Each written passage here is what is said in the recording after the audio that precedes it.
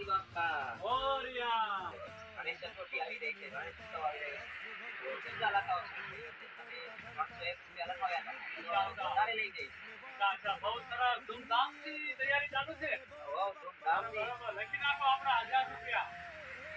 1000 રૂપિયા નહીં, 1001 રૂપિયા લખાશે. ભલે હાલો 1001 તમને લખાવ્યો.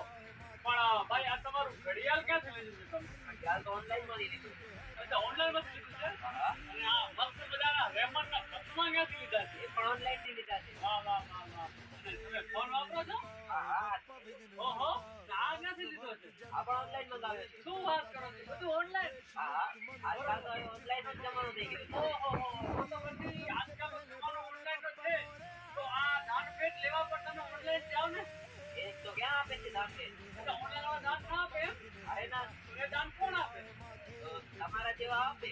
બરોબર અમારા જેવા દાન લેવા અમારા પાસે આવો અને વસ્તુ બધી ઓનલાઈન મંગાવો. વાહ વાહ વાહ વાહ. પછી ક્યાંથી આપણો ભારત દેશ આગળ આવે ભાઈ? બધી વસ્તુ આપણી પાસે મળી રહી છે. બધું આપણે દેશની અંદર બની રહ્યું છે, આપણે વેચી રહ્યા છીએ. પણ આપણે બધું લેવું નથી, બધું ઓનલાઈન મંગાવું છું, બધું વિદેશથી મંગાવું છું. અને પછી આપણે કહીએ કે આપણો ભારત દેશ પાછળ રહી જાય.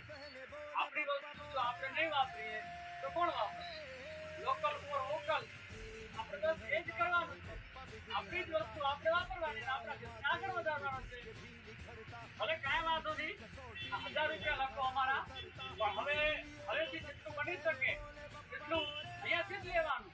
ભારત દેશમાંથી જ લેવાનું. Local for vocal. બરોબર ને? બરાબર કિશનભાઈ, તમે તો મારી આંખો ખોલી નાખી.